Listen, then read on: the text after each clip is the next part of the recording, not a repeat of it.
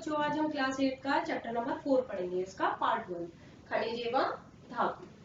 तो देख लेते हैं खनिजों का सामान्य परिचय, धातुओं और अधातुओं के भौतिक गुण, धातुओं का अधातुओं के रासायनिक गुण, धातुओं और अधातुओं के उपयोग, धातुओं का संक्षारण, कारण एवं समाधान, गैल्वेनीकरण, मिश्र धातु विशेषता एवं उपयोगिता।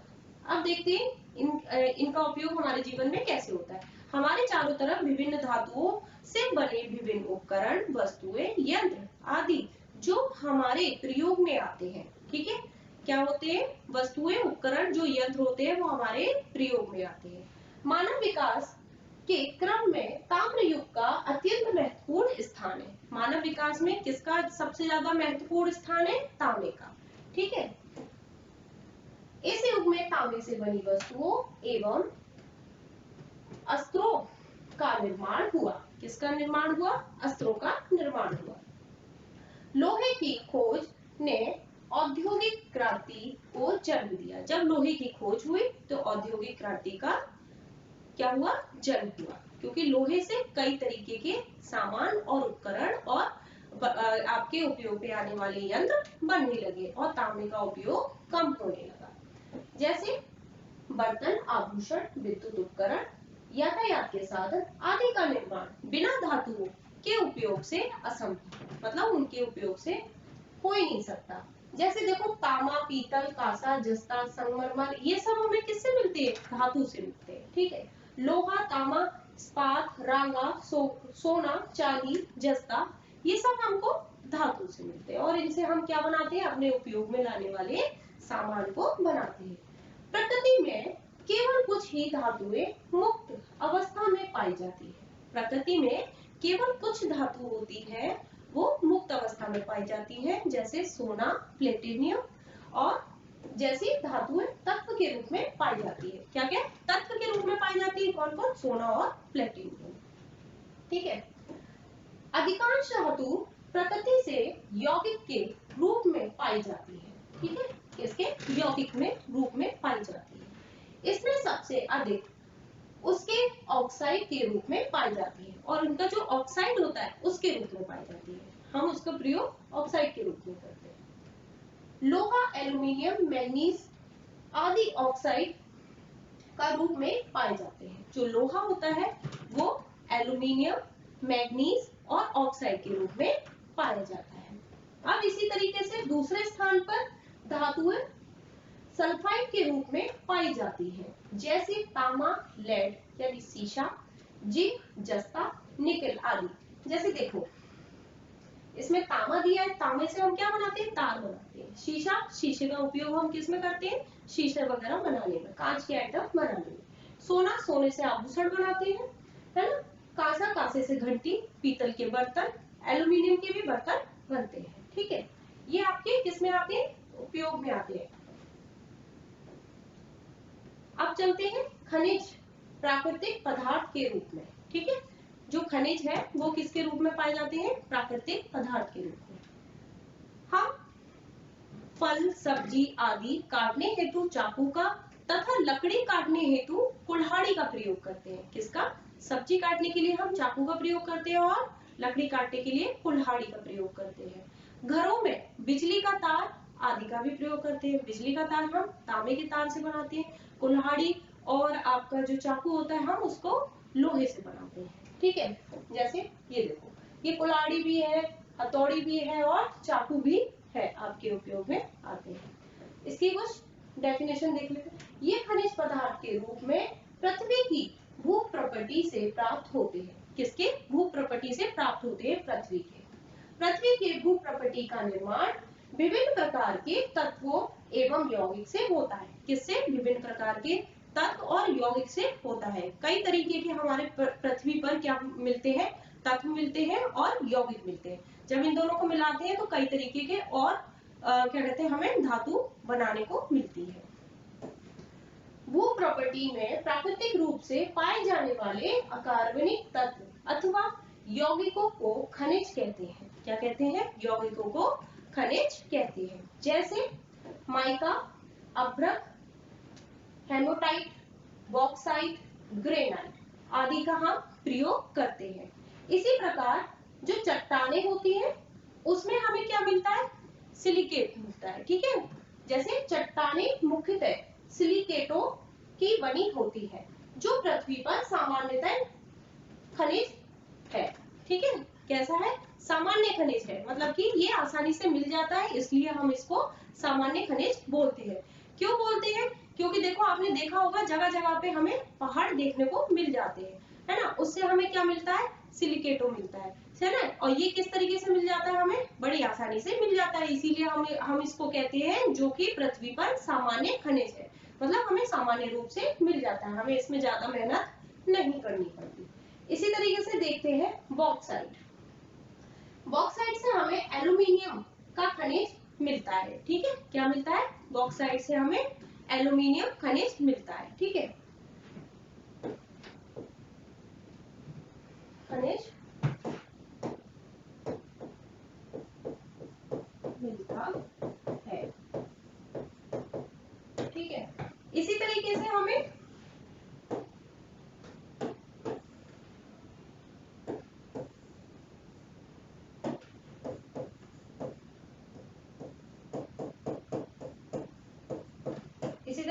मैग्नेटाइट से लोहे का खनिज मिलता है। ठीक है, ये हमारा क्या है, मैग्नेटाइट है, इससे हमें लोहे का खनिज मिलता है, और बॉक्साइट से एल्यूमिनियम का खनिज मिलता है।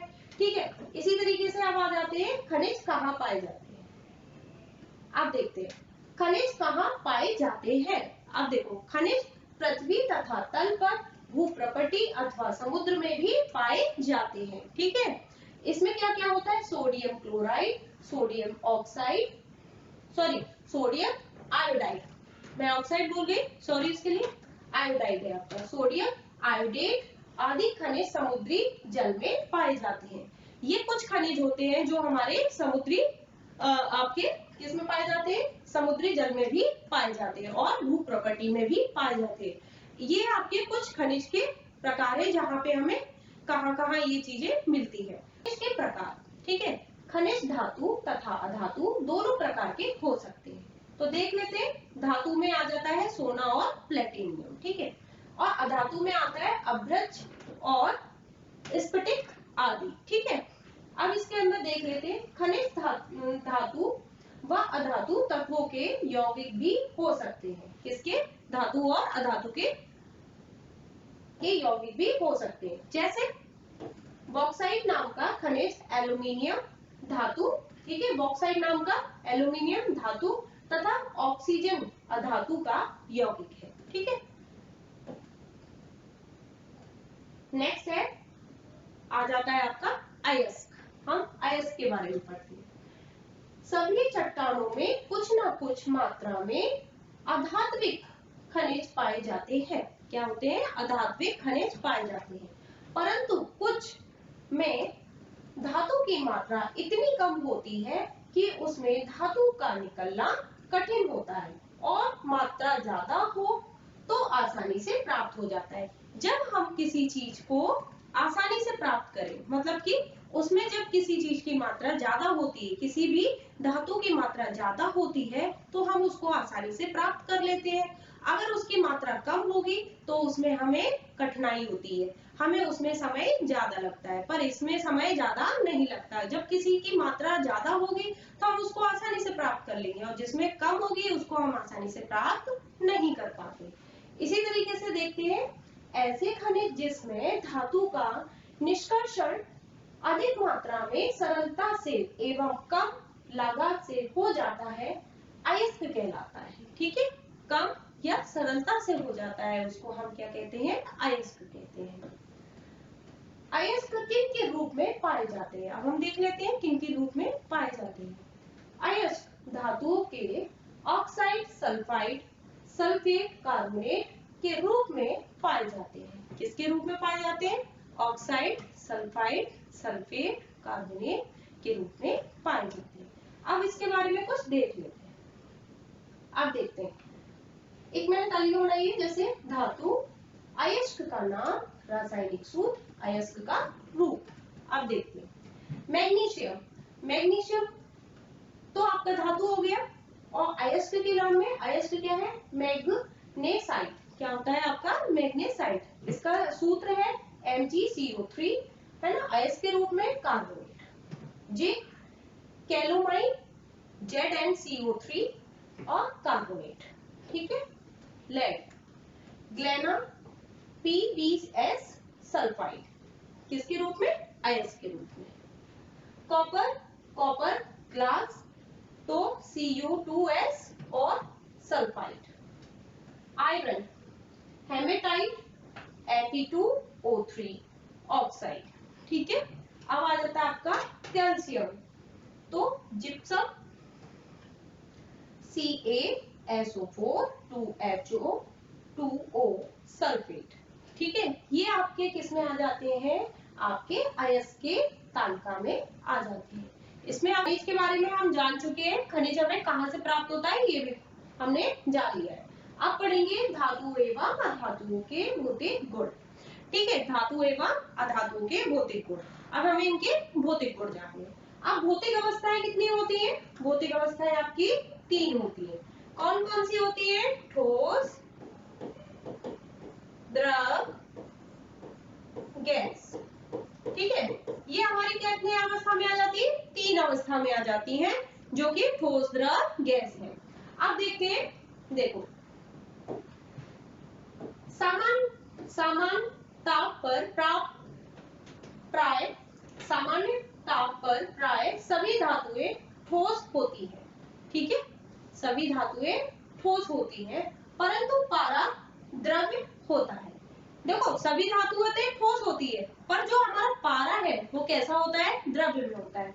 आपने देखा होगा कि हमें जब फीवर आता है, हमें बुखार आता है, तो आंख पर थर्मामीटर लगाया जाता है, या बीपी हाई हो जाता है तो हम बीपी की मशीन में देखते हैं कि एक इस तरीके की नली होती है, उसमें एक सिल्वर कलर का पदार्थ भरा होता है, वो हमारा क्या कहलाता है, पारा कहलाता है। क्या कहलाता है, पारा। और जो पारा ऊपर नीचे होता है, उसी के द्वारा हमें पता चलता है कि हमारी बॉडी का टेम्परेचर तथा हमारा बीपी कितना है, ठीक है। वो किसके द्वारा पता चलता है, पारे के द्वारा। तो पारा कैसा होता है, पारा किस अवस्था में आता है, आपका द्रव्य अवस्था में आता है, ठीक है। अब देखते हैं, सामान्य ताप पर अधिकांश अधातु गैसीय अवस्था में होती है, ठीक है। ये कुछ धातुएं होती हैं जो कि गैसीय अवस्था में होती है। अब देखते हैं, आयोडीन, कार्बन, सल्फर, सिलिका इत्यादि ठोस रूप में तथा ब्रोमीन द्रव्य अवस्था में होती है, ठीक है। अब ये देखते हैं कि ठोस अवस्था में क्या क्या पाया जाता है। देखो ठोस अवस्था में आयोडीन, कार्बन, सल्फर और सिलिका, ठीक है। आयोडीन, कार्बन, सल्फर, सिलिका, ये हमारी किस अवस्था में आती है, ठोस अवस्था में आती है, ठोस रूप में आती है। ब्रोमीन द्रव्य अवस्था में आती है, किस में आती है, द्रव्य अवस्था में, ठीक है। अब पढ़ते हैं, अब देखते हैं कठोरता। सोडियम, पोटेशियम, मैग्नीशियम तथा पारा को छोड़कर अन्य सभी धातुएं कठोर होती है, ठीक है। 4 चीजों को छोड़कर, सोडियम, पोटेशियम, मैग्नीशियम, पारा को छोड़कर सभी धातु कैसी होती है, कठोर होती है। अधिकांश धातुएं मुलायम होती है, अधिकांश धातुएं मुलायम होती है। कार्बन का अपर रूप हीरा सबसे कठोर होता है। एक कार्बन का जो रूप होता है हीरा, वो कैसा होता है, कठोर होता है, ठीक। तो चमक, यदि आप धातुओं की सतह को उन्हें काटने के तत्काल बाद देखें तो आप पाएंगे कि वह दिखने में चमकदार होती है। इसे धात्विक चमक कहते हैं। हम किसी भी वस्तु को, अगर किसी भी धातु को काट कर उसको तत्काल देखते हैं तो देखते हैं कि उसमें चमक होती है, और जो चमक होती है तो उसको हम चमकदार धात्विक कहते हैं, ठीक है। जैसे हमने हीरा को लिया, हीरा एक पत्थर होता है, पत्थर को हम जब काटेंगे उसमें चमक आती है, तो हमने उसे क्या बोल दिया, चमकदार या धात्विक चमक कहते हैं। वो हमें क्या मिल रही है, उस कार्बन से हमने उसको पत्थर को काट के, और काटने के बाद देखो कुछ इस तरीके से चमक मिलती है, तो वो हमारे लिए क्या हो गई, चमकदार वस्तु हो गई, ठीक है। अब देखते हैं, अधातुएं धातुओं के समान चमकीली नहीं होती। जो अधातुएं होती हैं वो धातुओं के समान चमकीली नहीं होती। अब देखो जो चमकदार होती है वो मैंने आपको बताया, सॉरी मैं एक आपकी हेडिंग भूल गई, धातुओं की चमक उन्हें आभूषण और सजावट की वस्तुएं बनाने के लिए उपयोगी बनाती है। ठीक है, जो चमकदार वस्तुएं होती है वो आभूषण और सजावट की वस्तुएं बनाने के लिए उपयोगी होती है। जैसे देखो जो सोने के आइटम होते हैं वो चमकदार होते हैं तो हमने उसके आभूषण बना लेते हैं, है ना। और भी चीजें धातुएं होती है, हमने जैसे लैंप है ना, और आपकी मोती वाली मालाएं वगैरह होती है वो हम किससे बनाते हैं, ये चमकदार वस्तुएं होती हैं जो कि हम अपने सजावट के काम में लाते हैं। ठीक है, नेक्स्ट है आपका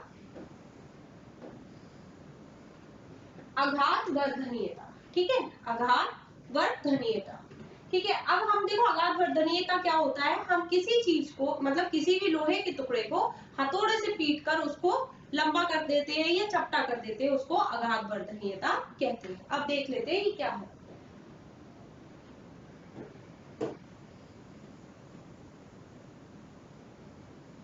देख, हथौड़े से पीटने पर धातु के टुकड़े पहले की अपेक्षा और अधिक चपटे हो जाते हैं।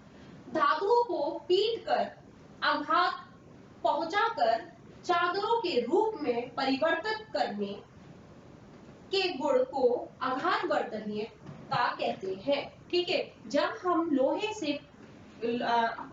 हम हथौड़े से पीटकर किसी धातु के टुकड़े को पहले की अपेक्षा अधिक चपटा कर देते हैं, मतलब कि सीधे सीधे ये है कि हमने लोहे का टुकड़ा लिया और इसे हथौड़े से पीट पीट कर और चपटा कर दिया, तो ये क्या हुआ, हमारा आघात वर्धनीयता हुआ। ठीक है, किसी चीज को ज्यादा लंबा या पीट पीट कर उसको क्या कर देते हैं, चपटा कर देते हैं या लंबा कर देते हैं। ठीक है,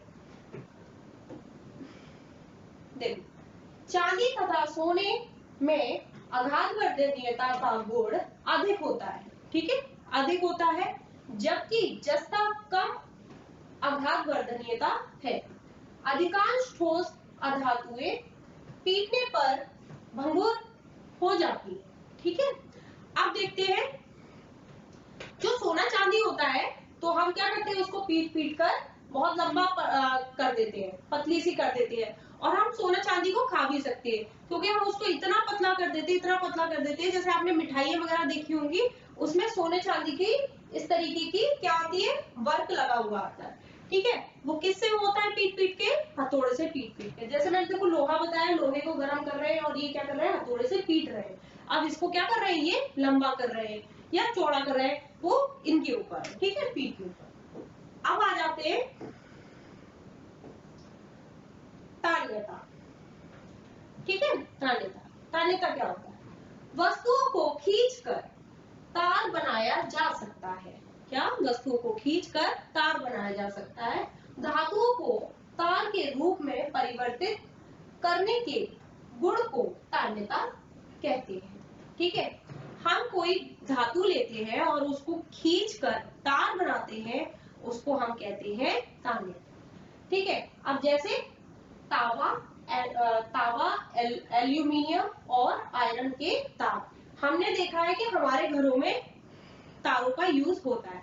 अब वो तार कैसे बनता है, जब हम कोई भी धातु लेते हैं, तावा ले लिया, एल्यूमिनियम ले लिया, है ना, या आपका आयरन ले लिया, अब उस धागे को कैसे बनाएंगे, खींच खींच कर बनाएंगे। जैसे ये देखो, ये खींच रहे हैं, ये तारों को खींच रहे हैं, ये इस धातु को खींच कर क्या कर रहे हैं, ये तार बन रहे हैं। ठीक है, इस तार का फिर हम अपने उपयोग अपने घरों या बिजली के कामों में करते हैं। अब देख लेते हैं नोट में,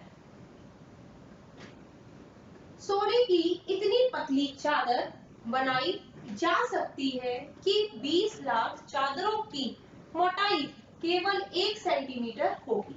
ठीक है, हम सोने को इतना पतला बना सकते हैं जो कि 20 लाख चादरों की मोटाई केवल 1 सेंटीमीटर होगी। ठीक है बेटा, अब आप देखते हैं 1 ग्राम सोने से लगभग 2 किलोमीटर लंबा तार बनाया जा सकता है। 1 ग्राम जो सोना होता है उसे हम खींच खींच कर कितने कितना मीटर तार बना सकते हैं? 2 किलोमीटर लंबा तार बना सकते हैं। ठीक है, तो आपका देख लेते हैं ऑक्सीजन से अभिक्रिया। ऑक्सीजन से अभिक्रिया क्या है? धातु ऑक्सीजन से क्रिया करके ऑक्साइड बनाते हैं। सोडियम तथा पोटेशियम कमरे के सामान्य ताप पर क्रिया करके ऑक्साइड बनाते हैं। जो धातु ऑक्सीजन से क्रिया करके ऑक्साइड बनाते हैं, कुछ धातु क्या करते हैं? ऑक्सीजन से क्रिया करके ऑक्साइड बनाते हैं, पर जो सोडियम और पोटेशियम कमरे के सामान्य ताप पर रहते हैं वो क्या करते हैं? ऑक्साइड बनाते हैं। वो भी क्या करते हैं? ऑक्साइड बनाते हैं। अब ये देख लेते हैं हम। देखो सोडियम को हम लिखते हैं Na से, ठीक है, पर जो हमारा 4 लिया गया है वो क्या? इसकी संख्या ली गई है, परमाणु संख्या। ऑक्सीजन का सूत्र है O2, ठीक है। अब इसकी अभिक्रिया हम कराते हैं, इसको बैलेंस कराते हैं, तो क्या करते हैं? 2Na2O, ठीक है। अब इससे हमें क्या प्राप्त हुआ? Sodium oxide. ठीक, नेक्स्ट चलते हैं। अब देखते हैं कि सोडियम और पोटेशियम क्या है। तो सोडियम तथा पोटेशियम के अधिक क्रियाशील होने के कारण इन्हें ऑक्सीकरण, ऑक्सीजन के साथ जोड़ना से बचाने के लिए मिट्टी के तेल में डुबाकर रखते हैं। सोडियम और पोटेशियम को क्रियाशील होने से रोकने के लिए हम किस में डुबो कर रखते हैं? मिट्टी के तेल में। किसमें? मिट्टी के तेल में। तो देखो जो सोडियम होता है वो आपका किस तरीके का होता है? इस तरीके का पत्थर सा होता है, और इसको हम एक पात्र में मिट्टी के तेल में डुबो कर रखते हैं। अगर मिट्टी के तेल में डुबो कर नहीं रखेंगे तो इनमें क्या होगी? आपस में अभिक्रिया होगी, है ना। तो अब चलते हैं नेक्स्ट पर। अब आ जाता है मैग्नीशियम। मैग्नीशियम का तार ले उसे चिमटे की सहायता से पकड़कर जलाएं। क्या देखते हैं? मैग्नीशियम का तार जलाकर सफेद पाउडर में परिवर्तित हो जाता है। ठीक है, एक हमने मैग्नीशियम का तार लिया, ठीक है, हमने मैग्नीशियम का तार लिया और उसको हमने किससे पकड़ा? चिमटे से पकड़ा। अब चिमटे से पकड़ के हमने उस तार को किससे जलाया? आग से जलाया। आग से जलने के बाद हमें उसमें क्या मिला? सफेद रंग का पाउडर मिला। क्या मिला? सफेद रंग का पाउडर मिला। अब सफेद रंग का जो पाउडर हमको मिला वो कहलाता है आपका मैग्नीशियम ऑक्साइड। क्या कहलाता है? Magnesium oxide. अब मैग्नीशियम को Mg लिखते हैं और 2 इसका परमाणु क्रमांक। Oxygen O2। अब इसको हम अभिक्रिया कराएंगे तो क्या करेंगे? 2MgO। ठीक है, अब हमको क्या मिला? Magnesium oxide. ठीक है,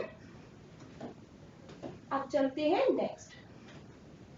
कार्बन अधातु, ठीक है, कार्बन अधातु ऑक्सीजन की उपस्थिति में जल कर CO तथा CO2 बनता है। ठीक है, कार्बन की उपस्थिति में CO जो CO है वो जलकर क्या बनता है? सॉरी, मैं गलत बोल गई। कार्बन अधातु ऑक्सीजन की उपस्थिति में जलकर CO तथा CO2 बनाता है। CO और CO2 बनाता है। ठीक है, हमने कार्बन लिया C और उसमें परमाणु संख्या रखी 3, ठीक है, और हमने लिया CO O2, ठीक है, इसके हमने परमाणु संख्या रखी 2। अब इसको हमने बैलेंस किया 2CO प्लस CO2, ठीक है।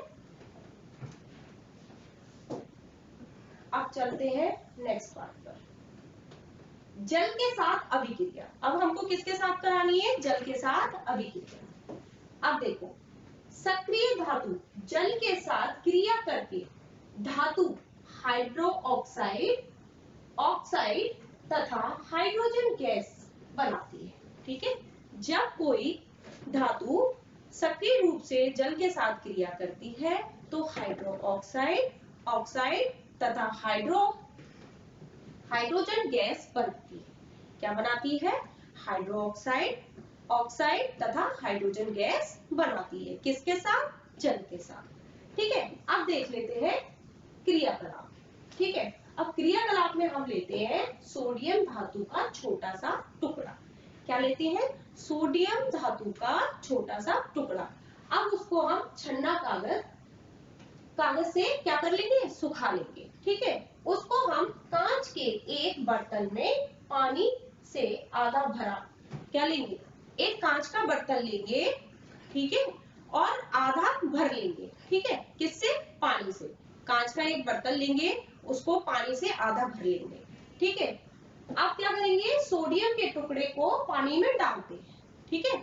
अब सोडियम के टुकड़े को हमने उस पानी में डाल दिया, ठीक है। अब धातु का टुकड़ा जल की सतह पर तीव्र गति से इधर उधर घूमता हुआ दिखाई देता है, किसके, इधर उधर घूमता हुआ दिखाई देता है। कैसे, अब मैं बताती हूँ। देखो हमने क्या लिया, सोडियम लिया, ठीक है, एक पानी का बर्तन लिया। अब प्रैक्टिकली समझ लीजिए, सोडियम लिया, पानी का भरा हुआ आधा बर्तन लिया, उसमें हमने सोडियम को, अब जब सोडियम पानी में जाएगा तो उसमें वो अभिक्रिया करेगा। अभिक्रिया क्या करेगा, पानी में जाते ही सोडियम क्या करने लगेगा, जलने लगेगा। क्या होगा, जलने लगेगा और तीव्र गति से इधर उधर घूमने लगेगा। तो ये है आपकी अभिक्रिया। अब देखते हैं इसकी अभिक्रिया कैसे होगी। Na सोडियम, इसका परमाणु क्रमांक हमने कितना लिया, 2, है ना, H2O जल, अब इसका परमाणु 2। अब इसकी अभिक्रिया करते हैं, 2NaOH सोडियम हाइड्रो ऑक्साइड और plus H2 hydro oxide gas. अब इससे हमें क्या मिला, हाइड्रो ऑक्साइड गैस मिला, ठीक है बेटा। अब चलते हैं मैग्नीशियम पर।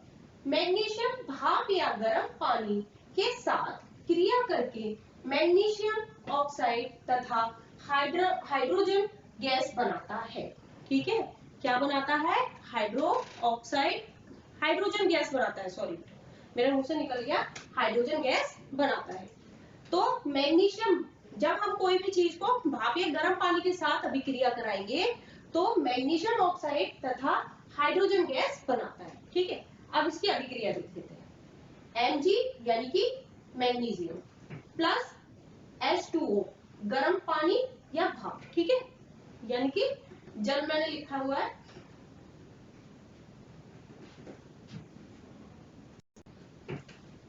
देखो Mg मैग्नीशियम प्लस H2O गर्म पानी या भाप, ठीक है। इसकी अभिक्रिया कराते हैं, MgO यानी मैग्नीशियम ऑक्साइड प्लस H2 और हाइड्रोजन गैस। अब इससे हमें क्या प्राप्त हुआ, हाइड्रोजन गैस प्राप्त हुई। तो ये का घरेलू एवं औद्योगिक उपयोग, ठीक है। धातु के बारे में हम पहले पार्ट में पढ़ चुके हैं। अब धातु का उपयोग कहाँ कहाँ हो रहा है, घरेलू व औद्योगिक क्षेत्र में हो रहा है। कैसे हो रहा है, दैनिक जीवन में अनेक उद्देश्यों के लिए धातुओं का उपयोग होता है। हमारे दैनिक जीवन में जितना भी आसपास की जो वस्तुएं हैं वो किससे बनती हैं, धातुओं से बनती है। और उस धातु में सबसे ज्यादा यूज होने वाला कौन सा धातु होता है, लोहा।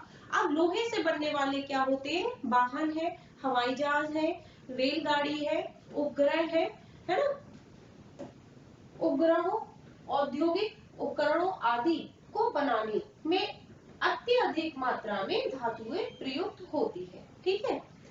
लोहा सबसे अधिक उपयोग में आने वाली धातु है, ठीक है। जो लोहा है वो सबसे ज्यादा उपयोग में आने वाली धातु है।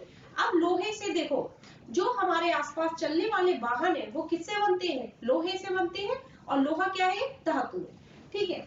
अब घर में उपयोग होने वाली वस्तुएं, हमारे घर में किचन में जो भी यूज होता है वो किससे होता है, लोहे से बनते हैं। जैसे हम स्कूल में बैठे हैं तो वहां पे भी हम ज्यादातर चीजें किसकी देखेंगे, लोहे की देखेंगे, लोहे की ब्रेंच देखेंगे, लोहे की टेबल देखेंगे, है ना, लोहे की कुर्सियां देखेंगे, कील देखेंगे। तो ये सब क्या है, हमारे यूज में आने वाले धातुएं हैं, ठीक है। अब ऐसे देखो संसाधन, जैसे देखो बस, मोटरसाइकिल, साइकिल्स, है ना, रेलगाड़ियां, ये किससे बनी हुई है, ये लोहे से बनी हुई है, ठीक है। अब आ जाता है आपका एल्यूमिनियम। अब एल्यूमिनियम का भी हमारे जीवन में बहुत ही ज्यादा उपयोग होता है, ठीक है।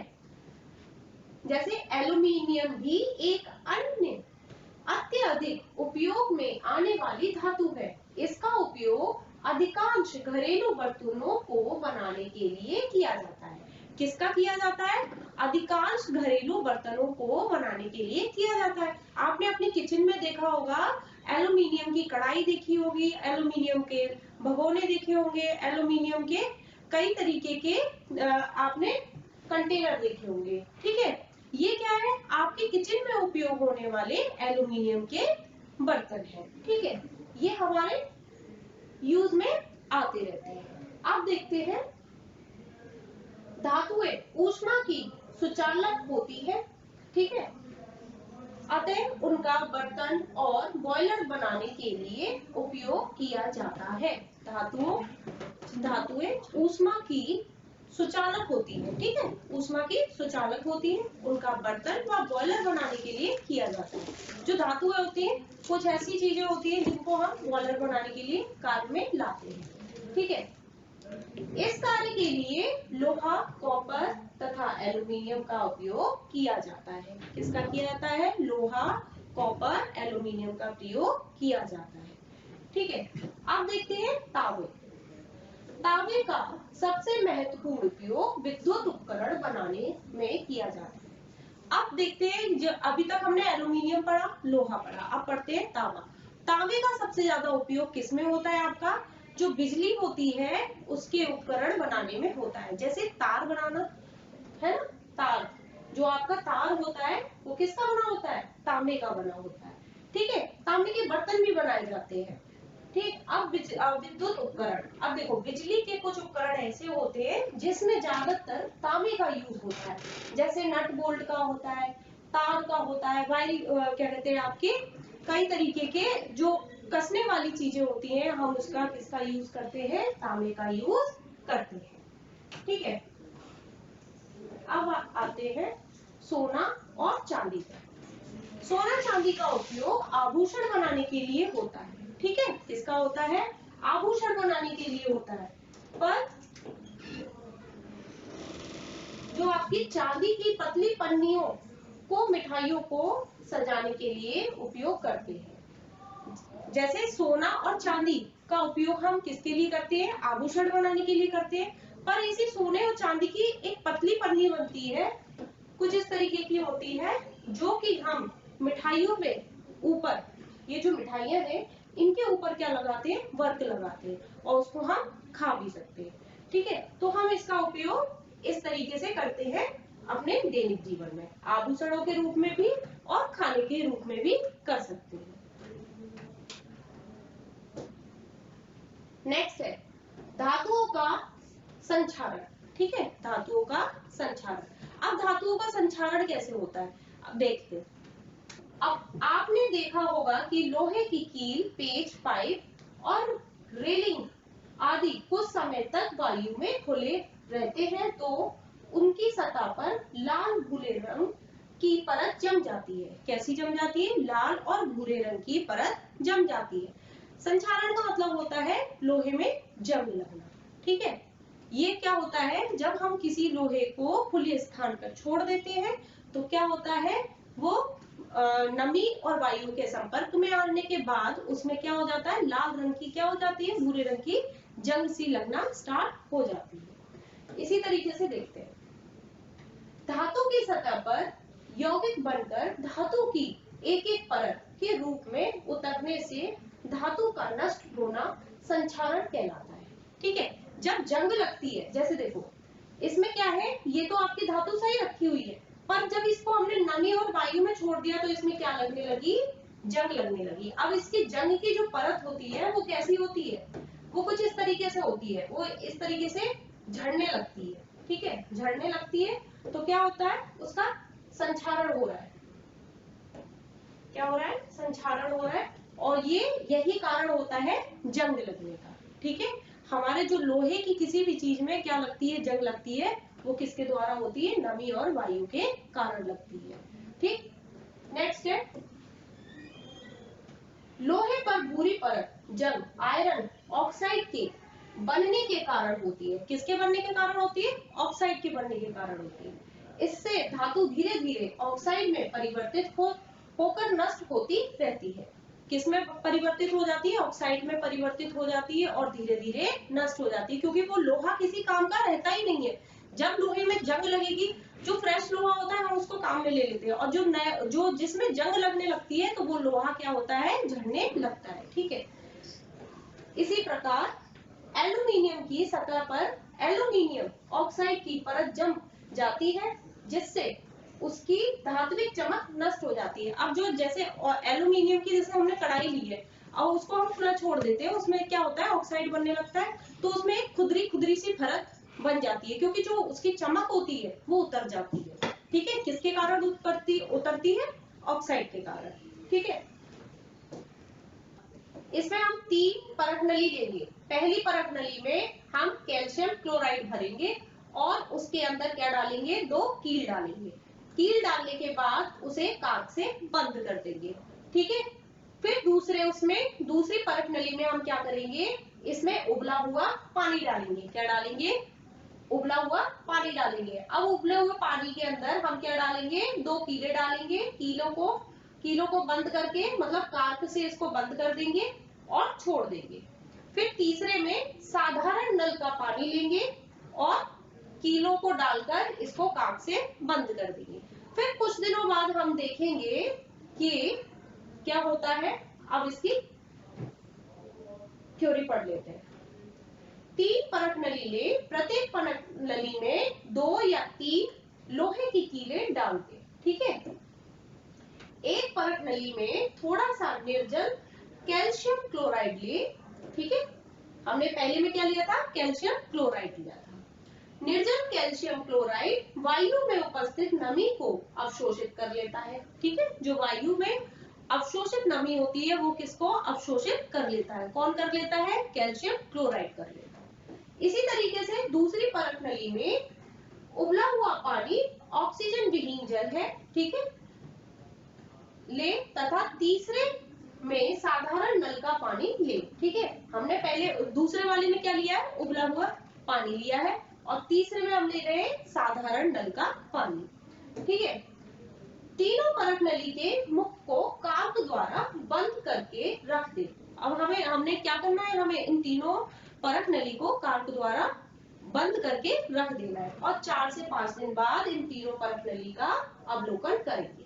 ठीक है, पहले तथा दूसरी परत नली की कीलों में जंग नहीं लगता है। ठीक है, जो पहली और दूसरी परत नली है उसमें हमारा क्या नहीं लग रहा है, जंग नहीं लग रहा है, जबकि तीसरी परत नली की कीलों में जंग लग रहा है। क्यों, क्योंकि हमने उसमें साधारण पानी लिया था। ठीक है, कैसा, साधारण नल का पानी लिया था, जिसमें क्या होता है, ऑक्सीजन और नमी दोनों ही होती है। इससे यह निष्कर्ष निकलता है कि जंग वायु ऑक्सीजन तथा नमी की उपस्थिति में लगता है। ठीक है, तो हमें ये समझ में आ गया कि जंग कैसे लगता है।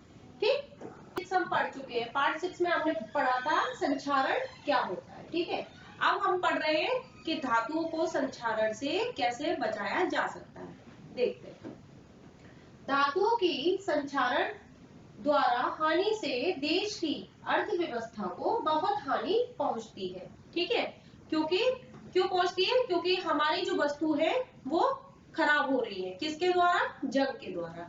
ठीक है, अब इसी तरीके से देखते हैं, धातुओं को क्षरण से बचाने के लिए आवश्यक है कि धातु को नमी तथा हवा ऑक्सीजन से बचाया जाए। धातुओं को क्षरण से बचाने के लिए निम्नलिखित विधियों का उपयोग किया जाता है। ठीक है, अब नमी और ऑक्सीजन से बचाने के लिए धातु को क्या किया है, निम्नलिखित उपयोग बताए गए। पहला है आपका उपयोग क्या है, पेंट का लेप चढ़ाकर। ठीक है, पेंट का लेप चढ़ाकर। अब जैसे कि हमारे घर में आपने ज्यादातर देखा होगा लोहे की वस्तुएं इस्तेमाल होती हैं, जैसे गेट, रेलिंग, है ना, दरवाजे। इनको बचाने के लिए हम उन पे क्या करते हैं, पेंट लगाते हैं। क्या लगाते हैं, पेंट लगाते हैं, क्योंकि उन्हें हम क्षरण से बचा सके या जंग से बचा सके। देख ले, धातु की वस्तुओं की सतह पर पेंट लगाकर उसे क्षरण से बचाया जा सकता है। इसी कारण स्टील के फर्नीचर, लोहे के पुल, रेल के डिब्बे, बस, ट्रक आदि को पेंट किया जाता है। अब ये सारी चीजें किससे बनती है, लोहे से बनती है। अब ये लोहे से बनती है तो लोहे पर क्या किया जाता है, पेंट किया जाता है। क्यों? इनको क्षरण से बचाने के लिए, क्योंकि इनमें कोई भी नुकसान ना हो। जैसे देखो मैंने ये गेट देखा है, इसमें पेंट लगा हुआ है और ये अच्छा भी लग रहा है, और ये किससे बच रहा है? जंग से या क्षरण से बच रहा है ना। इसी तरीके से देखो ये पेंट हो रहा है ना। अब आ जाता है सेकेंड, ग्रीस या तेल लगाकर। अगर कोई लोहे की वस्तु है ना, हम उसको यूज करते हैं तो उसमें हम क्या लगा रहे हैं? ग्रीस और तेल का प्रयोग कर रहे हैं। देखो तेल या ग्रीस की परत भी धातु का वायु और नमी से संपर्क समाप्त कर उसे संक्षारण को रोकती है। क्या? संक्षारण को रोकती है। जैसे कैंची चाकू पर ग्रीस या तेल लगाकर रखा जाता है ताकि जंग ना लगे। ठीक है, अब देखो ये चाकू है ना, और ये आपका ये भी एक चाकू है जो काटते हैं। कैंची है, इसमें क्या करते हैं, जैसे नमी वाला बरसातों का मौसम आ जाता है या नमी ज्यादा होती है तो उस जगह पर हम क्या करते हैं, उन चाकू और कैंचियों पे क्या लगाते हैं? तेल या ग्रीस का प्रयोग करते हैं, जिससे कि उनमें जंग ना लगे। ये उसके अभ्यास प्रश्न करेंगे, खनिज एवं धातु। ठीक है, आपका फर्स्ट क्वेश्चन शुरू होता है, निम्नलिखित प्रश्नों में सही विकल्प छांटकर अपनी अभ्यास पुस्तिका में लिखिए। हमें क्या करने हैं? हमें करने हैं सबसे पहले बहुविकल्पीय। बहुविकल्पीय हमें कैसे करने हैं? पहला क्वेश्चन है आपका, निम्नलिखित वस्तुओं में कौन सी धातु संक्षारित हो सकती है? ठीक है, तो कौन सी धातु हो सकती है? लकड़ी की मेज। ठीक है, लकड़ी की मेज क्या संक्षारित हो जाएगी? नहीं होगी। स्टील की कुर्सी, स्टील की कुर्सी हो जाएगी? नहीं होगी। खुले स्थान पर रखी लोहे की छड़। ठीक है, फिर तेल लपेटी लोहे की छड़। ठीक है, तो खुले स्थान पर हम कोई भी लोहे की छड़ रखते हैं तो उस पे क्या लगता है? सबसे पहले जंग लगती है। ठीक है, तो इसलिए हमारा क्या हो जाएगा? लोहे की छड़। तेल लिपटी हुई लोहे की छड़ में जंग नहीं लगेगी। तो आपका आंसर क्या हो जाएगा? आपका आंसर हो जाएगा सवाल। ठीक है, खुले स्थानों पर रखी लोहे की छड़। नेक्स्ट है आपका, बॉक्साइट किसका अयस्क है? ठीक है, बॉक्साइट किसका अयस्क है? तो सोडियम का होगा नहीं और लोहे का भी नहीं होगा। किसका होगा? एल्युमिनियम का होगा। किसका होगा? एल्युमिनियम का। ठीक है, आपके बहुविकल्पीय दो थे तो मैंने ये दोनों आपको करा दिए। अब नेक्स्ट है आपका, रिक्त स्थानों की पूर्ति कीजिए। पहला देख लेते हैं, का सोडियम धातु को डैश में रखते हैं। सोडियम धातु को हम किस में रखते हैं? इसमें मैंने डैश इसलिए बोला क्योंकि खाली स्थान नहीं भरा हुआ है, तो इसमें हम लिखेंगे मिट्टी के तेल में। सोडियम धातु को मिट्टी के तेल में रखते हैं। अगर खुला छोड़ देंगे तो उसमें क्या लगेगी? आग लगेगी। सोडियम हमेशा मिट्टी के तेल में रखा जाता है। ठीक है, सोडियम के जो टुकड़े होते हैं वो कुछ इस तरीके के होते हैं। इसको हम मिट्टी के तेल में डुबो के रखते हैं। किस में रखते हैं? एक मिट्टी का तेल लेंगे, उसमें इन सोडियम को डुबो के रखेंगे जिससे कि इसमें कोई भी रिएक्शन ना हो। नेक्स्ट है खा, जंग लगने के लिए डैश तथा डैश आवश्यक है। तो जंग लगने के लिए सबसे बड़ी बात होती है ऑक्सीजन। तो पहले कैसे लिखे? जंग लगने के लिए ऑक्सीजन तथा नमी है वो आवश्यक है, क्योंकि जंग बिना ऑक्सीजन और नमी के बिना नहीं लगेगी। जैसे आपने देखा होगा, कोई भी चीज हम लोहे को खुले स्थान में छोड़ देते हैं तो क्या होता है, जैसे बारिश पड़ती है, धूप पड़ती है, ऑक्सीजन मिलती है, तो उसमें क्या होती है? एक लोहे की छड़ में जंग लगना स्टार्ट हो जाती है। क्या लगना स्टार्ट हो जाती है? जंग। कुछ इस तरीके से जंग लगना स्टार्ट हो जाती है, मतलब शुरू हो जाती है। किसकी वजह से? ऑक्सीजन और नमी की वजह से। किसकी वजह से? ऑक्सीजन और नमी की वजह से। ये क्या है आपकी? लोहे।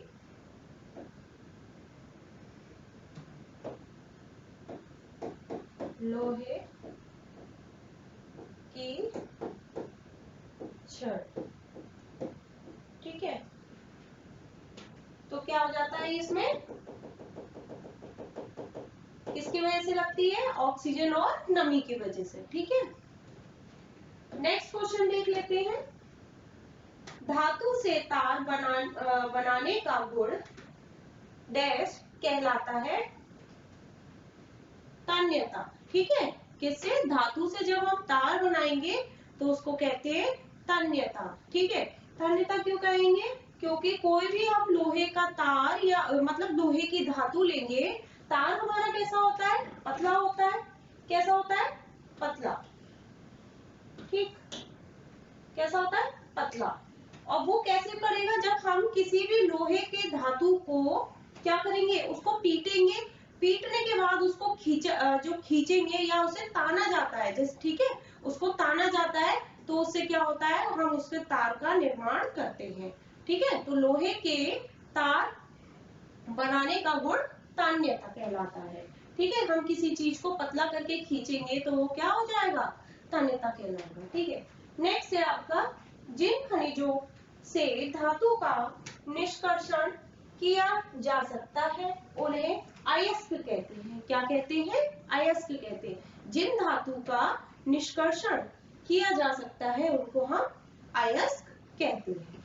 तो आपके खाली स्थान क्या हुआ, पूर्ति हो गई, खाली स्थान की पूर्ति हुई। अब करेंगे हम निम्नलिखित कथनों में सही कथन के आगे सही तथा गलत कथन के आगे गलत चिन्ह लगाएंगे। तो पहला है आपका, हीरा कार्बन का रूप होता है। हाँ बेटा, ये हीरा कार्बन का रूप होता है। क्यों, क्योंकि कार्बन से ही क्या बनता है, हीरा बनता है। ठीक है, नेक्स्ट है, हेमेटाइटेट एल्युमिनियम का अयस्क है, तो नहीं, हेमेटाइटेट एल्युमिनियम का अयस्क है, नहीं। नेक्स्ट है, धातु ऑक्सीजन से क्रिया करके धातु ऑक्साइड बनाते हैं। हाँ, जब धातु में ऑक्सीजन से क्रिया होगी तो क्या करेंगे, धातु ऑक्साइड बनाते हैं। ठीक है, आपका आंसर सही हो जाएगा। क्वांटस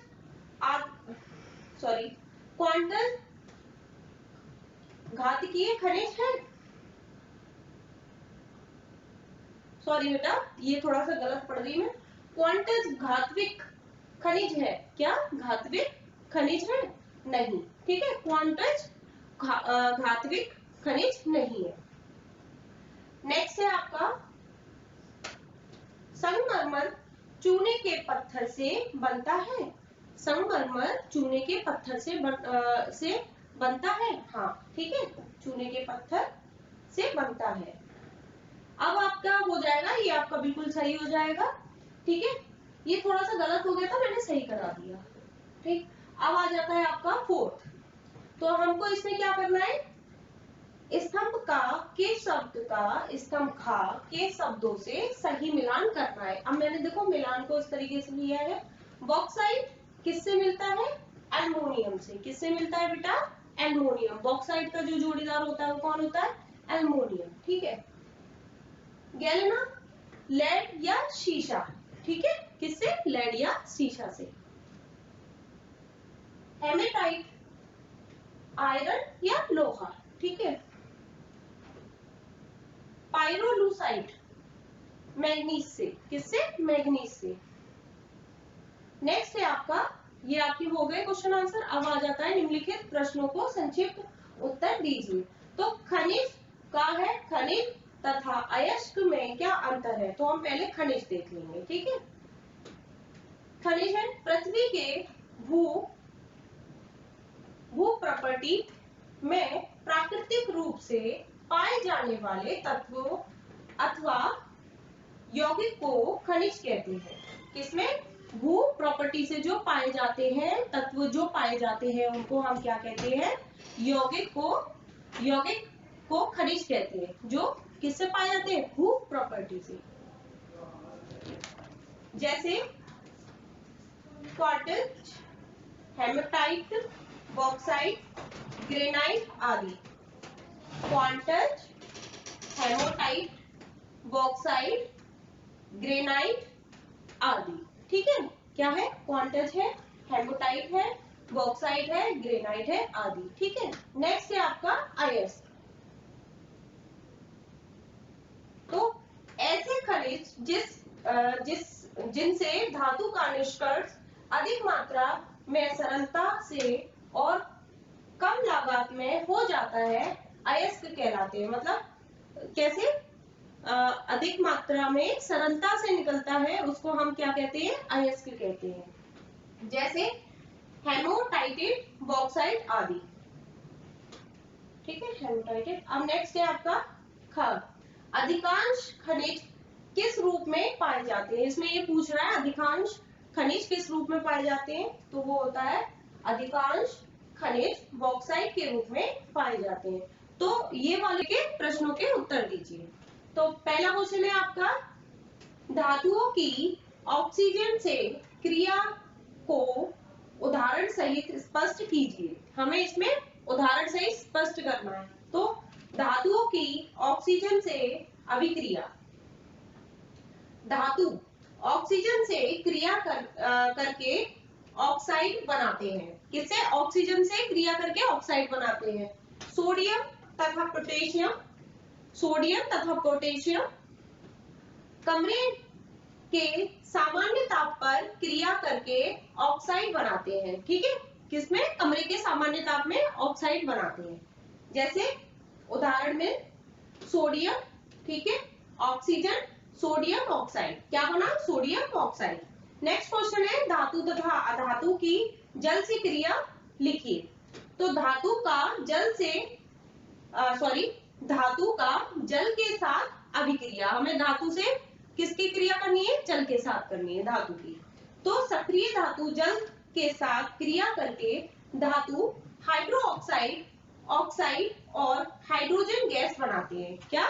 हाइड्रो ऑक्साइड, ऑक्साइड और हाइड्रोजन क्या बनाती है? गैस बनाती है। उदाहरण, सोडियम धातु जल के साथ तीव्र गति से अभिक्रिया करके सोडियम हाइड्रो ऑक्साइड और हाइड्रोजन गैस बनाता है। ठीक है, किससे? हाइड्रोजन गैस बनाता है। अब देखो ये जो लिखा है सोडियम जल, ठीक है, इन दोनों को मिलाने पर क्या बनेगा? सोडियम हाइड्रो ऑक्साइड और हाइड्रोजन गैस बनेगी। ठीक है, अब आ जाता है अधातु का जल के साथ अभिक्रिया। तो अधातु सामान्य ताप पर जल से क्रिया नहीं करता, सामान्य ताप पर जल से क्रिया नहीं करता। नेक्स्ट क्वेश्चन है, लोहा, तांबा तथा सोने के अयस्क देश में कहाँ पाए जाते हैं? तो इसमें ये पूछ रहा है आपका, लोहा और तांबा और सोना के अयस्क देश में कहाँ पाए जाते हैं? ठीक है, देश में कहाँ पाए जाते हैं? तो ये आपके पाए जाते हैं, लोहा बिहार में, उड़ीसा, कर्नाटक, मध्य प्रदेश, तमिलनाडु, छत्तीसगढ़। ठीक है, अब तांबा कहाँ पाया जाता है? आंध्र प्रदेश, बिहार, मध्य प्रदेश, राजस्थान। सोना, सोना आपका पाया जाता है कोलार खान में। किसमें? कोलार खान कर्नाटक में है और आंध्र प्रदेश में। कोलार खान में कोलार खान है जो, वो कर्नाटक में है और आंध्र प्रदेश में पाया जाता है। धातुओं की, नेक्स्ट क्वेश्चन है, धातुओं की ऑक्सीजन के साथ अभिक्रिया को दो उदाहरण द्वारा स्पष्ट कीजिए। इसमें ये पूछ रहा है कि धातुओं की ऑक्सीजन के साथ अभिक्रिया को दो उदाहरण द्वारा स्पष्ट कीजिए। इसमें दो उदाहरण पूछे हैं, किसकी क्रिया के लिए? धातुओं की। तो आपका ये है, धातुओं की ऑक्सीजन से अभिक्रिया, धातु ऑक्सीजन से क्रिया करके ऑक्साइड बनाते हैं। ठीक है, धातु ऑक्सीजन से क्रिया करके ऑक्साइड बनाते हैं।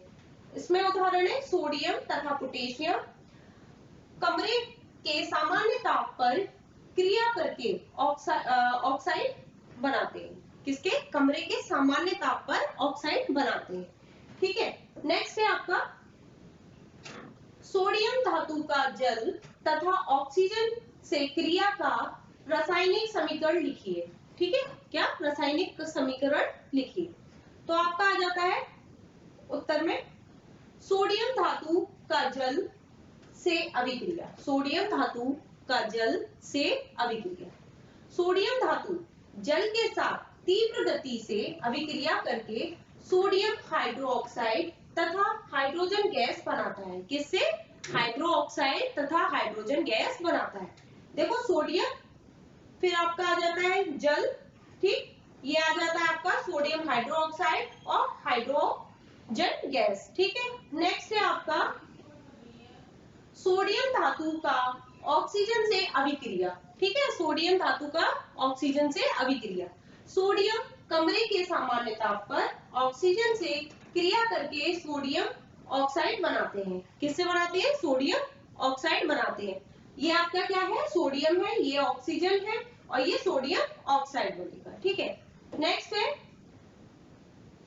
लास्ट है आपका क्वेश्चन, तवे की हैंडल में लकड़ी लगी होती है, तवे की हैंडल में लकड़ी लगी होती है, क्यों?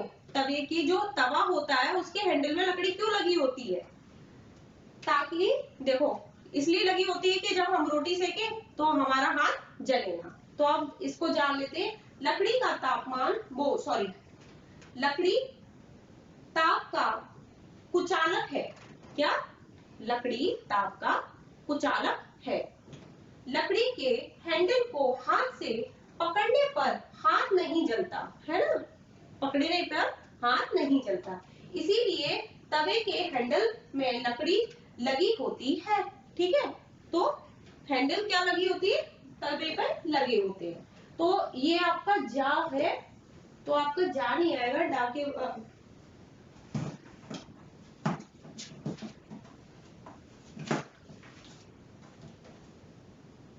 ये आपका क्वेश्चन है जा, ठीक है बेटा।